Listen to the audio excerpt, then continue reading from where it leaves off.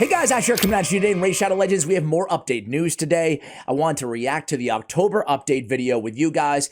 I have a few thoughts, but first I wanted to start with, man, it's been less than 24 hours since I've had my Plarium interview released on the channel, and I have to say that, you know, obviously there's still a lot of questions, a lot of critique on that interview, rightfully so, because until we see what's coming out, it's hard to get super excited, especially given, you know, maybe the track record of Plarium in the past. However, with that being said, I can tell you right now that that Plarium interview, the like to dislike ratio, for whatever that means, is so much better than any of the other Plarium interviews I've ever had here on the channel, and the majority of comments seem to be cautiously, keyword emphasis on cautious, optimistic about the future of Raid, which is crazy because I was so pessimistic. I mean, look at all these videos of me just basically complaining. I was a bit pessimistic for a while, you know, and yeah, now I'm, you know, there's some hope. There's some hope out there, and it seems like the majority of you guys agree with me as well. One thing I did want to mention is the corpulent cadaver situation. I kind of, I was pretty flip about the whole thing, pretty flippant, and I was just like, yeah, I'm cool with that, you know, and I didn't really give it a ton of thought. Man, there was a lot of comments. Ironically, that was the most negative out of all of the questions in terms of the volume of comments and feedback from you guys about the corpulent cadaver nerf. So I actually have a whole video talking about that coming up because I see your point. I didn't even think of it this way, but it's like, okay, a champion that really the duo is Brogni and Corpulent, and, you know, those champions are fairly accessible compared to like an Acrisia. Now, granted, the Corpulent and Brogni combo can outdamage Acrisia by like 100 times or whatever, you know? But anyway, it's another video for another day. My final question for you guys before we jump into it here is, do you, in videos like this, like reacting to the update, for example, would you prefer me to do them as collabs, or would you prefer me to do them solo, just like I am today? Go ahead and let me know in the comments below, or maybe you don't care. Anyway, guys, here we go. One thing I will mention, final thing, sorry, before we get into the video, is on my Watcher of Realms YouTube channel, I released a video, 10 days ago now, Watcher of Realms versus Raid Shadow Legends comparison, honest comparison, and obviously a lot of the games, both games had pros and cons, you know, and a lot of what I mentioned there is addressed in some of the quality of life in today's sneak peek video, which was pretty cool. None of it, to me, is earth-shattering or groundbreaking, to be clear. If you haven't seen the video yet, don't expect to be absolutely blown away, but let's go ahead and take a watch here. Hello, everyone. Welcome to Spooktober. So we're getting into the spirit of this most frightful of seasons with a sneak peek at some of the awesome things coming to Raid in Update 7.60. We're keeping it low-key for this one, with some new clan features, much requested quality of life changes, and a collection of truly terrifying champions. Sound good? Then let's do it. First is a feature that clans will love, clan insignias. Yes, you can now design your own custom in-game insignia and fly your clan's colors wherever you go. While the clan leader ultimately decides on an insignia's final design, everyone in the clan can play around with the insignia creator, so they can craft their own masterpiece to present to their glorious liege. We won't So what do you guys think about this? Are you know, does this excite you? Are you just like, who cares? Shout to Agalins, my clan leader. Agalins, you better choose something good, bro. You better choose something good, man. But I don't know, guys. I mean, I think this is pretty cool, but it's not, you know, how do I say this kindly? It's cool, but it doesn't like floor me. Like, this is what we needed. Create a unique insignia and make their clan instantly recognizable. As for where you'll see these resplendent emblems, they'll be displayed next to your name on various tournament leaderboards, in the Doom Tower rankings, in the arena, and in the Hydra Clash tab. Just take a look at something. All right, I'm going to fast forward through that. I'll link the original video, by the way, guys, but I think we kind of get the point. Okay, we get clan insignias, okay? But I will say, I'm a fan. It's just not like a massive, you know, game changer for me. Clan leagues. It's a simple enough concept. Perform well in CVC tournaments and Hydra clashes, and you'll earn your clan points that will see you Okay, what is this? So win a clan versus clan tournament, win a clan versus clan tournament with the last clan reward milestone reached. win 2 versus clan tournaments in a row, win a clan versus clan tournament with 4 versus rewards. So they have a new category for, and then the Hydra Clash, same type of deal. So they're starting to build on the back end here through this, new clan league, ways that we can work together to achieve more points and upgrade our clan. Makes sense to me, whether you love or hate clan versus clan or Hydra Clash. Personally, I hate clan versus clan. I think it's just a money spending contest that is so dumb. Because when you win, you're really the loser because you just spent more money. Congratulations, right? Golf clap. Especially when you get to the top tier clans.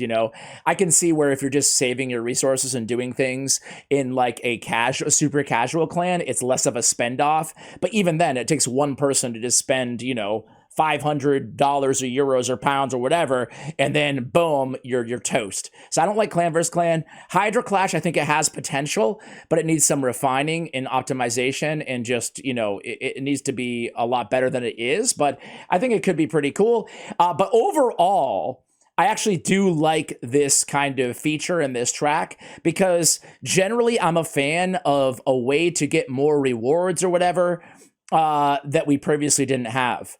But my question is what do we get from this? Progress through the league and, in turn, unlock clan stars that'll be displayed above your clan insignia. In the future, these points... Wait, just stars? That's it? Complete special task, get stars. ...can also be earned in clan PvP events. Do you guys find it interesting how they worded this? So Cirilla said next year there's going to be a guild wars, clan wars, coming to the game. I hope clan PvP events. I don't know. The word events there kind of throws me off a little bit, guys. Am I reading too much into this? Am I over dissecting this? They might not even be talking about clan wars. It might just be more events, I don't know. Which I know you're all eagerly awaiting. All clans begin starless, but as you progress through each clan league, you'll earn up to 5 stars. Once you've earned 5 stars in Bronze League, you progress to Silver. Earn 5 silver stars, and you rank up to gold. Once this update goes live, a new tab will be added to the clan menu where every member can see their clan's progress toward the next star. Or you can simply go stargazing. Magnificent. Those are the clan features coming up in Wait, where's the rewards? It's just stars? Okay, I'm less excited about it now. Update 7.60. Now it's time for those all-important quality of... I mean, it'd be so cool, right? If you got, prism shards, primal quartz, or whatever the heck, soul stones, book material. Basically, there's so much shortage in so many areas that, gosh, if you're going to make a clan reward system, heck, even 3% more silver earned, per battle or something like that as you progress to leagues. Add something to it. Of life improvements. To start, the Events tab is getting quite the rework to include more info on various in-game activities. It will show all relevant activities you can do in Raid, either ongoing or those that will start in the near future, provide more information in general, and look much better than it did before. This one, man, it looks a lot like that Watcher of Realms event tab, All they have to add here, guys, to make it like Watchers is a little event shop. They have like an event shop that you can spend you get like event currency on top of the rewards that you can spend, which I actually kind of really like.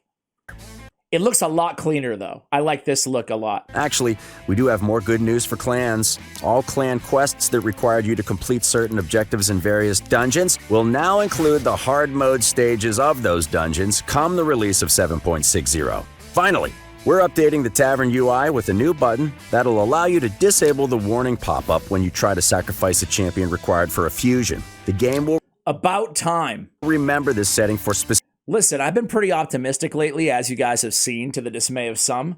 But I can't get too excited about this one because, sure, haven't we been asking this since 2019? Specific champions. So if you've disabled it once for someone like Warmaid... I guess better late than never. I don't know, guys. You won't be bothered the next time you try to sacrifice her. That's the main course done, and so it's time for dessert. Our champ... Here's the big thing I will say. I didn't intend for this video to be ranty. I hope it doesn't come across that way. But, dude, And this is, I hate to keep going back to this video. I'll just try to find it really quickly. But like the biggest thing this game needs, in my opinion, in terms of Tavern reworks, right, is right here. In Watcher of Realms, man, I'm sorry to be like so Watcher centric, but like I'm playing and covering a new game, so it's giving me all kinds of ideas for raid too, right? Basically, you see on the left hand side, 1 star to 2 star, 2 star to 3 star, 3 star to 4 star. It automatically gives you all the materials, experience, silver/gold, and whatever food you need, right? And then in one click, you can just level up like 20 food, as long as you have the resources, right? It's so much less tedious than going in there and like, you know, individually leveling up every single and ascending every single champion. It's so much more efficient, you know? I really wish they would go in that direction because it still feels rather tedious inside the Tavern to me. Champion Showcase. As mentioned early, we're wasting no time in throwing ourselves into spooky season, and we hope you'll be joining us when... I want to remind you guys that Cirilla said in my interview with her that there's going to be a permanent mythical fusion added next week. I'm not sure if she meant this week or the following week by that, but I wonder which one of these hero champions is going to be, you know, one of those. When our many Halloween events go live. We're going for a haunted carnival vibe this year, and 2 of our new champions capture it well. Kaja the Rye and Timit the Fool know she looks so cool. A thing about trick-or-treating, and are certainly eager. He looks like Jirgid the Breaker's, you know, bigger, overweight brother. To revel in the Halloween spirit. Just watch out for the bloodstains they'll leave behind. But the Halloween fun does not end there. Lady Mikage and Night Queen Crixia may not be creepy clowns, but no one would dare. Look at the spider lady. That's pretty, I mean, they always nail it with these designs, and they continue to. Accuse them of not being I'll never get them, but they're cool. Scary. Dude, you see Spider Lady? Oh my god. Not all the champions. October 12th. So in 3 days from the time of this recording. Champions coming in this update are dressed up for Halloween, but they deserve the Do you think she's going to be the permanent fusion? limelight nonetheless. You can see some of them on screen right now. And so, We draw this spooky sneak peek to a close. we hope you liked what you have seen so far, and look forward to... All right, so that's the update, guys.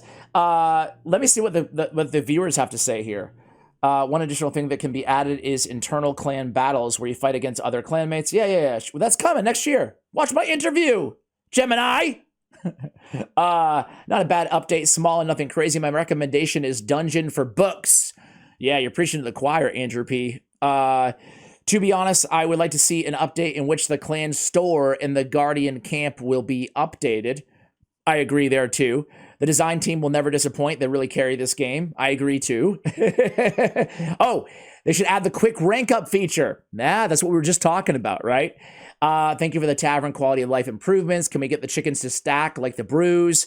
I mean, honestly, we need a lot more than just that. Like, I would love the whole system that just does it yourself because, you know, we want the best way to save time in this game. I'll end with this thought.